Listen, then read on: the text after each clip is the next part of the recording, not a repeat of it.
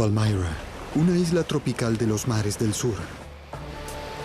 La mayor parte del año está deshabitada.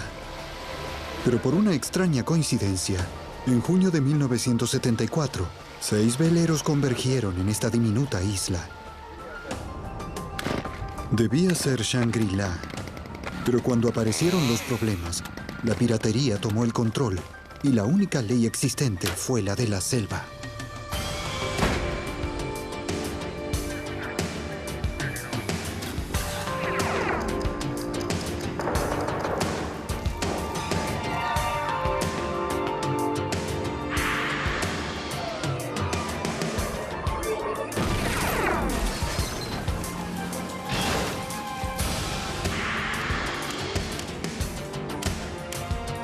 Los archivos del FBI. Una isla deshabitada a 1.600 kilómetros de cualquier lugar. Es difícil creer que tal paraíso exista. Para los navegantes del Pacífico, Palmyra es una parada de camino hacia otro lugar. Pero para algunos, es un destino en sí mismo. Un lugar donde desaparecer del mapa. Así fue para Mac y Mav Graham. Aunque no era esa su intención. Soy Jim Kallstrom, exdirector del FBI en New York. El crimen en los mares es jurisdicción del FBI. La desaparición de los Graham y su yate sugería problemas en el paraíso. El problema era que no había ni una pieza de evidencia. Paraíso mortal. Palmyra es una serie de pequeñas islas en el Pacífico Sur, formadas por un arrecife de coral que rodea una laguna. Es propiedad de los Estados Unidos y durante la Segunda Guerra Mundial acogió a una base naval estadounidense. Los restos de la base desierta aún permanecen en la isla. Está ubicada a unos 1.600 kilómetros de Hawái y es un punto de paso para los navegantes y yates que van hacia Samoa. A menudo pueden verse grandes y hermosos veleros en los ruinosos muelles de su laguna. Pero el 26 de junio de 1974, un pequeño velero llamado Ayola fue más allá de los muelles y entró en el precario puerto de Palmyra. Completaba un arduo viaje de 19 días desde Hawái, llevando a una tripulación de 2 personas. El bote no era apto para semejante viaje y entró en la laguna muy maltrecho. El motor del barco se había congelado a mitad de camino hacia Palmyra. Antes de abandonar Hawái, sus dueños repararon el Ayola, que era un bote de madera, cubriéndolo con una capa de fibra de vidrio. La fricción de estos 2 materiales ocasionó fisuras en el casco. En el viaje a Palmyra, comenzó a entrar agua en el Ayola. Tenían poco dinero y muy pocas provisiones. Su plan era vivir de los frutos de la isla por un tiempo. Habían hecho un trato con unos amigos que traerían provisiones a la isla a cambio de una cosecha de marihuana que planeaban cultivar.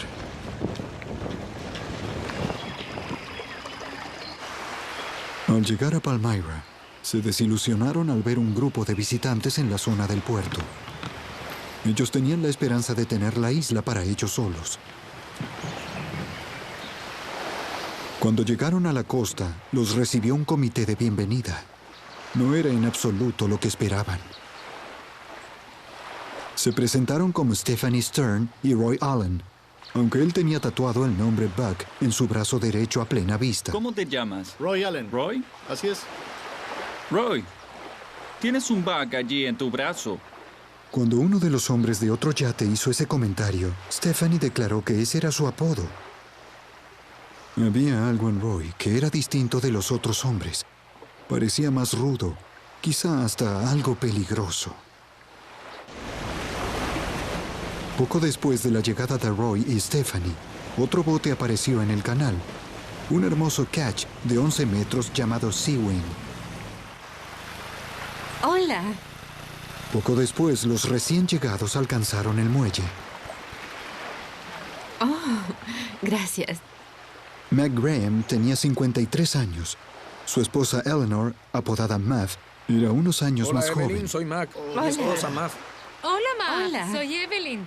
Al igual que Roy, se sorprendieron de ver tanta gente en lo que se suponía que era una isla deshabitada donde planeaban pasar la mejor parte del año. Hola, Stephanie. ¿Cómo estás? Soy Mac. Hey, Mac, ¿tienes cigarros? Cuando Roy notó que Mac fumaba, pidió un cigarro y se llevó casi todo el paquete.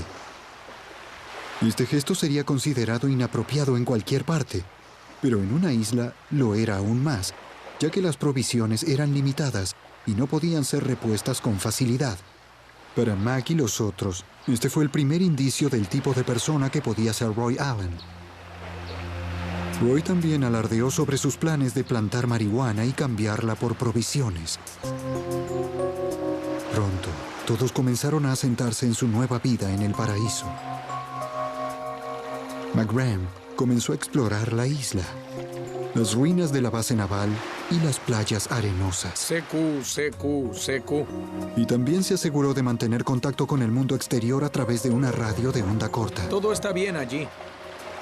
En espacios regulares programados, Mac se contactaba con su amigo Kurt Schumacher en Hawái y le contaba sobre sus últimos descubrimientos. H6IHG, Isla Hawái llamando, escucho. Él era como Tom Sawyer en el Mississippi o algo así.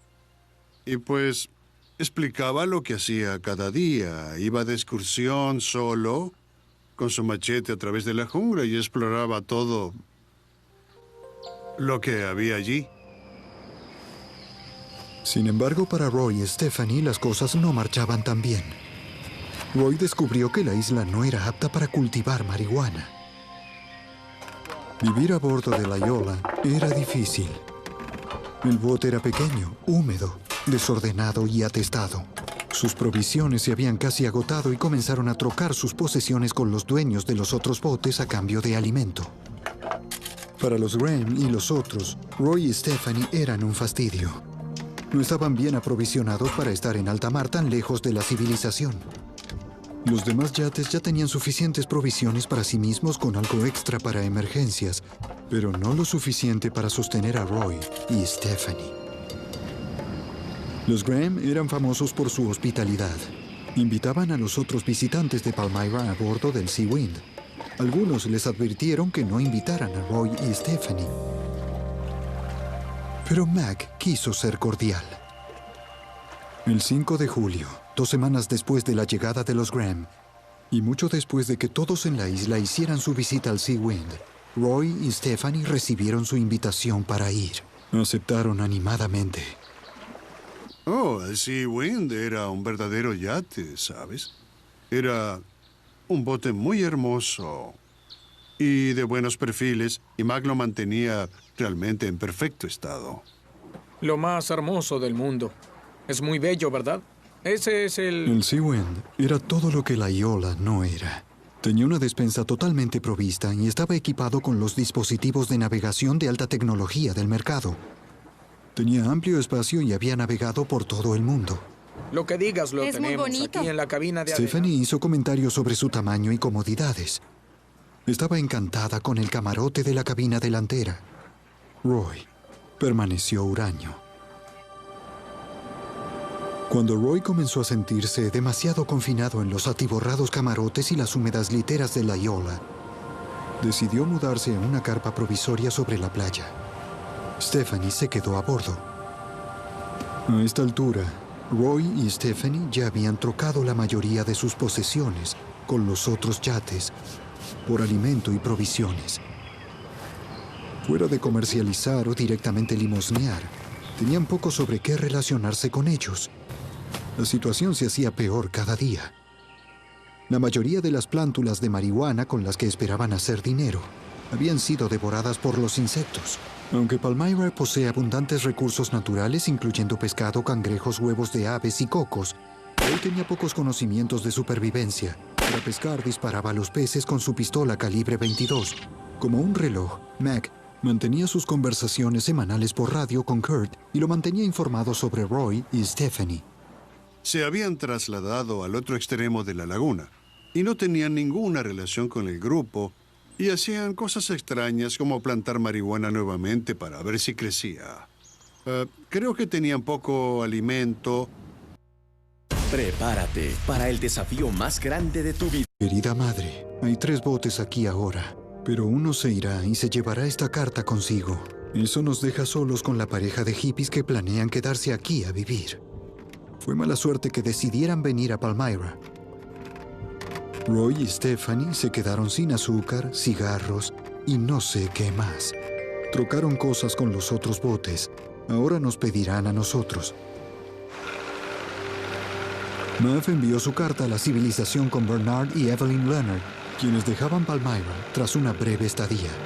Los Graham habían acordado previamente recibir cartas por radio de parte de Kurt Schumacher, quien las leía a Mac durante sus contactos regulares semanales por onda corta.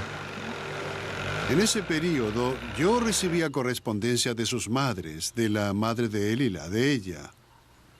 Y posteriormente yo se las leía. Cuando uno de los botes se iba, llevaban las cartas consigo y eventualmente las despachaban en Honolulu o donde fuera. De modo que había fluida comunicación.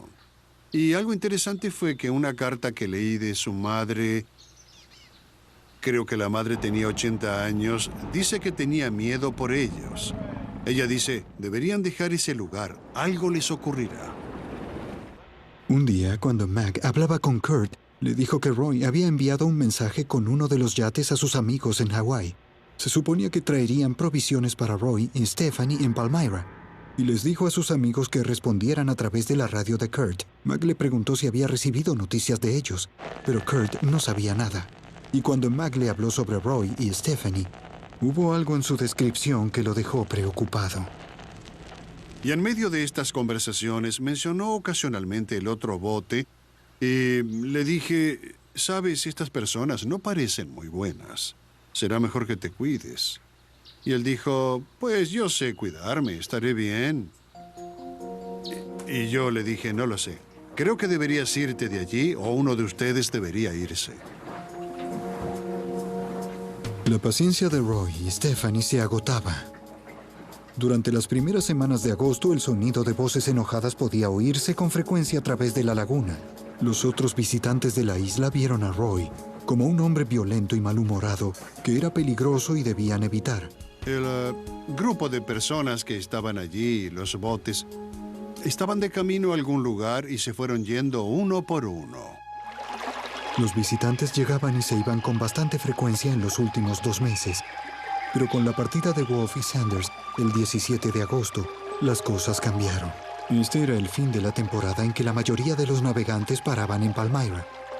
Mac y Mav Graham estaban solos en la isla con Stephanie y Roy. El 27 de agosto, Mac habló con Kurt Schumacher. Roy y Stephanie y los Graham llevaban 10 días solos en Palmyra. La tensión entre Mac y Mav y Roy y Stephanie había aumentado. Mav sabía que Roy tenía un arma y una motosierra, y en una ocasión lo vieron con un soplete de acetileno. Esto la asustó, y ella quiso irse de Palmyra. Pero Mac obstinadamente quiso quedarse. Los botes se habían trasladado a extremos opuestos de la laguna, y las parejas se ignoraban una a la otra. Pero entonces ocurrió algo inusual. KH6HIJ. Yo hablaba con él, y mientras hablaba, él escuchó una voz femenina que gritaba, llamándolo. Y él dijo, ¿qué será esto? Espera un minuto, iré a cubierta a ver. Y dijo, cielos, ella se está acercando en su bote y dice que tiene un pastel para mí. Y dijo, supongo que declararán una tregua o algo. Esos fueron los términos que usó. Y dijo, será mejor que lo revise con cuidado. Dije, bien. Entonces, a la misma hora la semana próxima. Y le dije, cuídate, nos vemos luego. Y eso fue todo. Una semana más tarde, Schumacher estaba en su radio para su conversación regular. Por primera vez desde que Mac y Mav partieron de Hawái, no hubo respuesta del Seawind. Yo estaba preocupado. Intenté por un largo rato, unos 20 minutos o media hora, contactarlos. Y el siguiente contacto fue un par de días más tarde. Volví a intentar. Nada. Y luego, las siguientes semanas, intenté espacios intermitentes. Y fue entonces que presentí que algo había sucedido. Schumacher tenía un recurso disponible, la radio. Al no tener idea de dónde se habían ido, hizo correr la voz entre los yates del Pacífico para que estuvieran atentos a avistar el Seawind. Pero los días, semanas y luego meses pasaron sin noticias sobre la suerte de Mac y Mav Graham, o el Seawind. 2 meses después de la última comunicación con los Graham, Bernard y Evelyn Leonard, quienes habían recibido la última nota escrita de los Graham, estaban en la marina de yates Alloway de Hawái. Bernard divisó un catch de 11 metros con amarres muy particulares. Había sido pintado, pero Bernard estaba seguro de que era el Seawind. También reconoció una silueta familiar sobre la cubierta, Roy Allen. Conociendo las tensiones que existían entre los Graham y Roy y Stephanie, y sabiendo también que no se tenía noticias de los Graham desde hacía tiempo, Leonard inmediatamente llamó a la Guardia Costera. La Guardia Costera tenía conocimiento de la desaparición del Seawind. Cuando Leonard explicó que los dueños no estaban a bordo, los oficiales de la Guardia Costera sintieron que esto podría conducirlos a algo fuera de su jurisdicción. Llamaron al FBI. La llamada fue atendida por el agente especial Calvin Shishiro, quien trabajaba para la oficina del FBI en Hawái. Mi trabajo allí era una mezcla de investigaciones de crímenes de todo tipo, de seguridad, de antecedentes. Era una oficina tan pequeña que no podíamos especializarnos. Debíamos atender todo lo que llegara. Shishiro acordó reunirse con la Guardia Costera y los Leonard en el puerto, a pesar de que lo que le habían contado no era muy contundente, no para garantizar la participación del FBI. Quizá los dueños estaban en la costa o quizá habían vendido el bote. Quizá ni siquiera era el Seawind. Instantes después de llegar, los Leonard le mostraron el yate en cuestión. No parecía haber nadie a bordo. De modo que indicó las áreas en donde había señales de que se quería disfrazar el bote. Había sido pintado, los paneles habían sido pintados. Se quitó la placa con el nombre y luego se pintó encima. Y otras cosas que señaló para mostrar que de hecho era el Seawind. Él sabía que era el Seawind. Aunque aún no había evidencia directa de un juego sucio, Shishiro comenzó a tener sospechas. No había actividad visible en el bote, por lo que Shishiro instruyó a los oficiales de la Guardia Costera que pusieran un vigía. Visualizó a Roy y Stephanie a la mañana siguiente, remando desde el muelle flotante hacia la costa en un pequeño bote. Inmediatamente avisó a la Guardia Costera, quienes a su vez llamaron al agente especial Shishiro. Pero el dueño de otro bote saludó a Stephanie y a Roy y les dijo que la Guardia Costera había estado mirando su bote el día anterior. Roy notó un bote patrulla de la Guardia Costera en el puerto que parecía estar dirigiéndose hacia ellos. Rápidamente viró y se dirigió hacia el muelle más cercano. Luego de que Roy se fuera, Stephanie comenzó a remar nuevamente hacia el Seawind.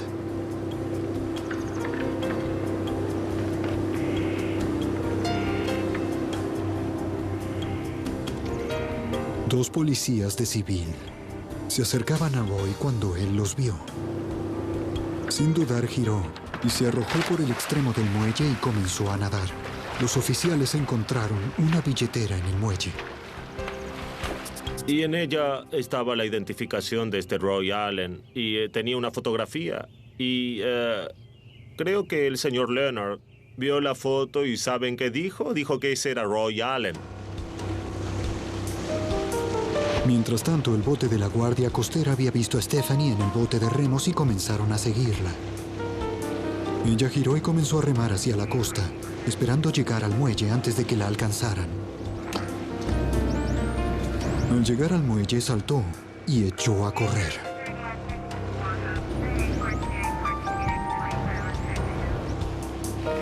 Pero ella no tenía dónde ir.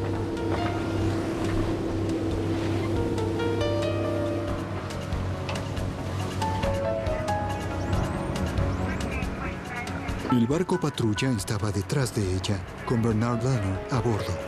Él y un guardia costero la siguieron.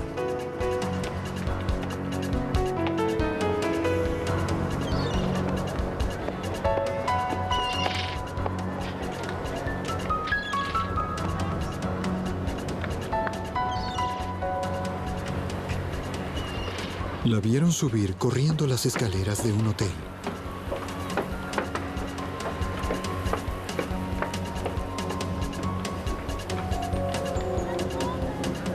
La encontraron, escondida detrás de una palmera en una maceta. Ella inmediatamente reconoció a Leonard de Palmyra. Mientras el oficial de la Guardia Costera la llevaba en custodia, Leonard tenía una gran pregunta en su mente. ¿Qué les había sucedido a los Graham?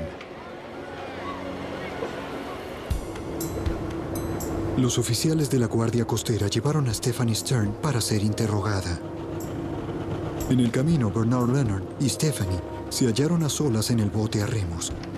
Cuando él preguntó si Mag y Mav estaban vivos, ella meneó la cabeza. Le dijo que Mag y Mav aparentemente se habían ahogado. Al menos ellos nunca encontraron sus cuerpos. Leonard no le creyó. ¿Cómo era eso posible? Stephanie le explicó que ella y Roy habían sido invitados al Sewend a cenar, pero los Graham nunca aparecieron. A la mañana siguiente, ella y Roy hallaron el bote inflable Zodiac de los Graham, volcado y arrastrado por la marea hacia la costa de la laguna infestada de tiburones. Tras una infructuosa búsqueda de sus cuerpos, decidieron regresar en su propio barco a Hawái, pero quedó varado en el arrecife, de modo que regresaron y tomaron el Sewend abandonado. Leonard escuchó a Stephanie, pero no creyó su historia. En la oficina de la Guardia Costera, ella comenzó a contar su historia nuevamente, esta vez al agente especial Shishiro y a la Guardia Costera. En un punto recuerdo que yo hablaba con ella y ella seguía y seguía y yo le recordaba que tenía derecho a guardar silencio y que cualquier cosa que dijera podría ser usada en su contra en la corte. Pero ella seguía hablando.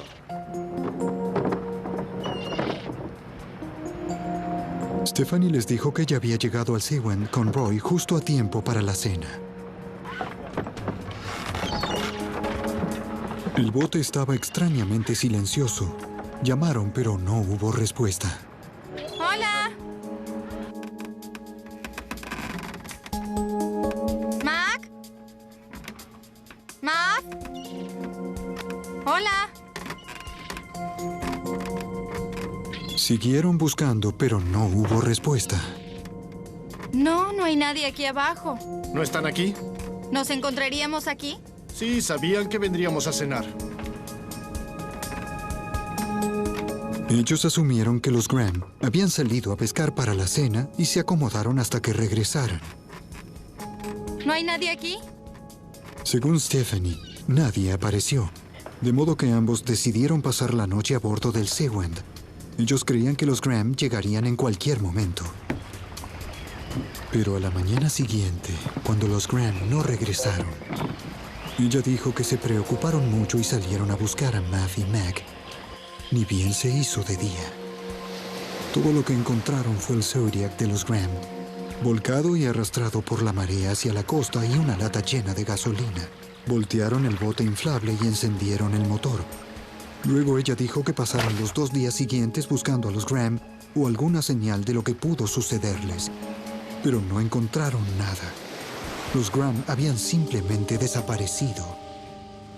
Cuando ella explicó cómo se habían apropiado del Sewend, su historia era bastante diferente de la que acababa de contarle a Leonard. Esta vez ella dijo que partieron de Palmyra a bordo del Sewend, remolcando a la Iola, que quedó varado en un arrecife y se hundió. Stephanie tropezaba con su primera mentira. Pero yo sabía que había al menos 2 historias en conflicto sobre cómo tomaron posesión del bote. En este punto comenzamos a preocuparnos por la condición de los Graham. No sabíamos qué les había sucedido y ciertamente no obtendríamos ninguna información real y cierta de parte de Stephanie Stern. El FBI tiene jurisdicción sobre crímenes en alta mar. Shishiro determinó que tenía suficiente evidencia para arrestar a Stephanie Stern por transportación interestatal de propiedad robada. Luego su atención giró hacia el novio de Stephanie, Roy Allen, quien evadió a la policía en el puerto y aún estaba libre. Shishiro investigó y no había ningún registro sobre un Roy Allen. Sospeché que personas viajando en el Ayola, que no es realmente un bote apto para el mar, deambulando y plantando marihuana en islas y demás, tendrían relación con las drogas. Hola, Cal, ¿cómo estás? Muy bien, ¿y tú? Muy bien, ¿en qué puedo servirte? Shishido llevó la fotografía a la agencia de antinarcóticos y se la mostró a varios de los agentes. Se sorprendieron al ver la fotografía. Le dijeron que era Bug Walker y que lo estaban buscando. Te informaré. Que tengas un buen día. Tú también. Gracias. Adiós. Y así obtuvimos todos los antecedentes de Bug Walker y comenzó nuestra búsqueda de Bug Walker. De modo que ahora buscábamos a Bug Walker y no a Roy Allen. Bug Dwayne Walker era un criminal convicto y fugitivo. Esperaba sentencia en una causa por drogas cuando él y Stephanie huyeron a Hawái en el Ayola en dirección a Palmyra. En cuanto comenzó la búsqueda de Walker, con una nueva urgencia, Shishiro también estaba preocupado por los Graham. Él sabía que Stephanie mentía y cambiaba detalles sobre lo que sucedió allí. Él no confiaba en su historia sobre la suerte de los Graham. Siempre existía la posibilidad de que los Graham estuvieran vivos y perdidos en la isla. Shishiro arregló un viaje para él y otros agentes a Palmyra para ver si podían encontrarlos. Decidimos ir a Palmyra para ver si quizás los Graham estaban perdidos allí, sin alimento, o quizás habían sido atados y estaban inmóviles, y sus vidas corrían peligro, de modo que decidimos ir allí a investigar, y lo hicimos. En la isla, encontraron los restos del campamento abandonado por Bug Walker. Tomaron fotografías y examinaron el sitio exhaustivamente. La búsqueda en la isla no dio señales de los Graham. Sin embargo, Shishiro descubrió algunas cosas curiosas. Recuerdo que levanté una escotilla y, por supuesto, luego fue identificada como una escotilla proveniente de la Ayola. La escotilla era importante debido a que ningún navegante se metería en alta mar sin su escotilla. Sin ella podría entrar agua al bote y causar su hundimiento. Esto le señaló a Shishiro que Roy y Stephanie habían intentado deshacerse de la Ayola. Usando estas pistas, Shishiro comenzó a desarrollar su teoría sobre lo que les habría ocurrido a los Graham. Mi pensamiento fue que ellos habían atado a la pareja, la colocaron a bordo de la Ayola y luego lo hundieron. Y esa era la única explicación que teníamos porque no pudimos encontrar a la Ayola y no había manera de que la Ayola pudiera estar en Hawái, porque ciertamente no estarían navegando el Sea-Wing y el Ayola ellos solos. Shishiro encontró algo en un viejo depósito naval que llamó su atención. Otra de las cosas que noté también fue que en un viejo depósito había un viejo bote que se usaba para rescate y tenía lugar para 3 contenedores donde ponían provisiones. Y de los 3, 2 áreas del receptáculo carecían de sus cajas y la tercera estaba aún allí. Y por supuesto buscábamos a 2 personas y en mi mente yo realmente pensé que estas 2 cajas eran bastante grandes como para contener los restos de la pareja. Mientras tanto, la búsqueda de Bug Walker continuaba. El 8 de noviembre de 1974, tras pasar 10 días escondido en las vertientes de lava de la gran isla de Hawái, Bug apareció en una diminuta aldea apartada. Arrendó un cuarto y fue por un trago a un restaurante.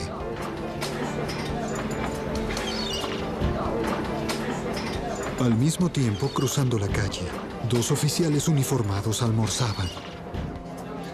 Al pagar la cuenta, mostraron a la camarera una fotografía de Bug Walker. Ella dijo que había estado hacía unos instantes en el restaurante buscando un trago y que lo había enviado al bar de enfrente. Los oficiales lo vieron y contactaron al FBI.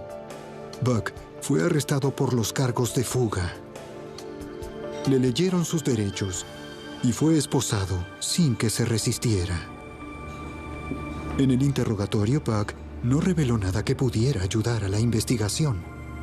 Él contestó las preguntas con un franco sí o no, o con absoluto silencio. Los investigadores no pudieron hallar la menor pieza de información que los ayudara a encontrar a los Graham. Mientras Stephanie estaba en prisión a la espera de un juicio, Shishiro encontró más pruebas de que Stephanie y Bug mentían. Mientras ella estaba en prisión, nosotros supimos que tenía unas fotografías, de modo que cuando las fotografías se revelaron y enviaron a prisión, las decomisamos y examinamos.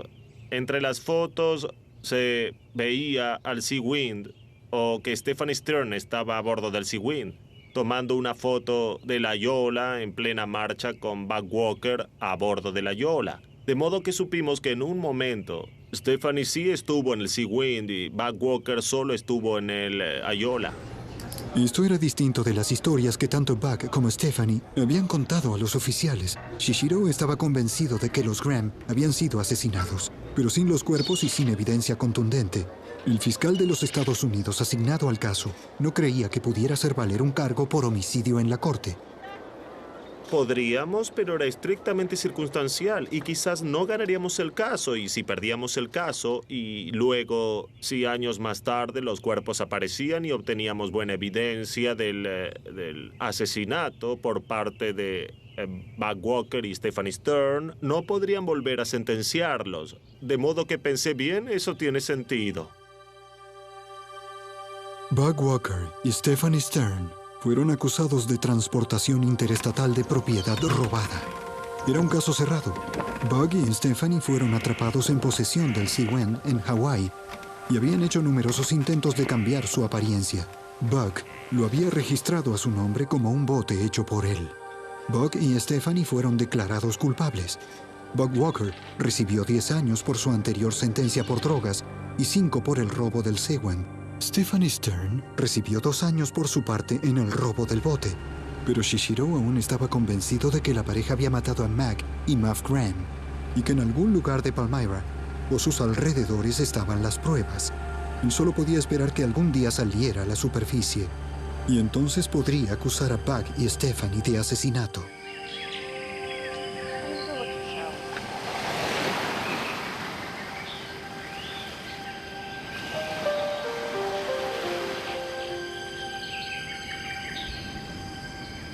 Casi 7 años habían transcurrido desde que Mac y Mav Graham desaparecieran. Esa tarde Sharon salió a caminar por la playa y descubrió algo sorprendente.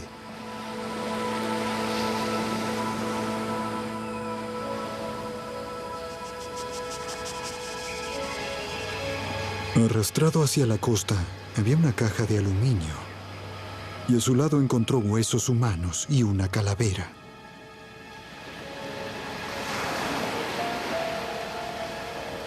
Alrededor de uno de los huesos había un reloj pulsera. Ella había oído la historia de Mac y Mav Graham e inmediatamente contactó a la guardia costera. Shishiro y un equipo de investigadores volaron a Palmyra para examinar los nuevos hallazgos. Si los huesos que Sharon Jordan encontró pertenecían a alguno de los Graham, el FBI podría establecer la causa de la muerte. Shishiro vio el horrible descubrimiento. Una calavera, huesos humanos, un reloj pulsera y un poco de alambre. Todo yacía al lado de una caja de metal abierta, idéntica a las que Shishiro había visto en los botes de rescate en su anterior visita a la isla. Él especuló que el alambre había sido colocado alrededor del envase y que de algún modo se había aflojado. Luego, cuando la caja llegó hasta la orilla, esta se abrió y los huesos se volcaron.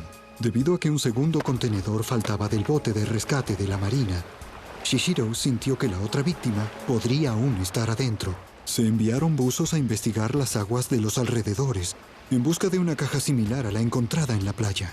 Pero en las aguas infestadas de tiburones, los buzos no encontraron nada. Cuando Shishiro regresó a Honolulu, envió el contenedor, el alambre, la calavera y los huesos al laboratorio del FBI en Washington, D.C., para ser examinados. El cráneo pertenecía a una mujer caucásica de unos 40 o 50 años. Los registros dentales mostraban que se trataba de Mav Graham.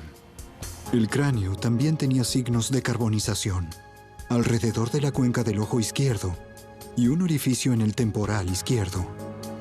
El FBI concluyó que el contorno del orificio era consistente con una herida de arma, pero debido a la antigüedad de la herida, no podían determinar con certeza que se trataba de una bala. y encontraron vestigios de proteína humana, de tejido humano en la caja. Y todo indicaba que un cuerpo humano había sido desechado allí en medio de llamas. Tal como Shishido lo sospechó, Muff Graham no se había ahogado. Había sido asesinada. El FBI ahora creía que tenía suficiente evidencia para acusar a Buck y Stephanie por el homicidio de Muff Graham.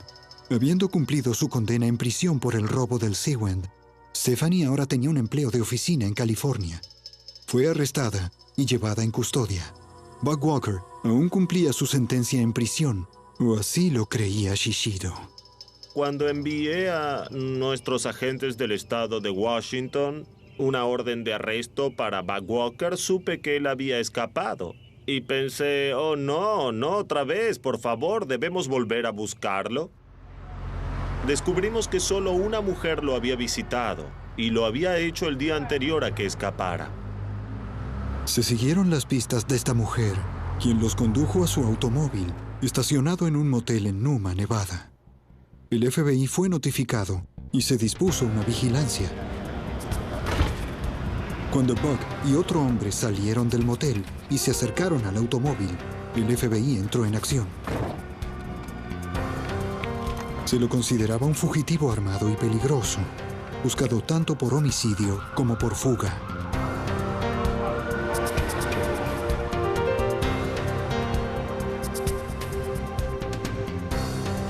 En el asiento delantero del automóvil hallaron barbitúricos y varios miles de dólares en efectivo.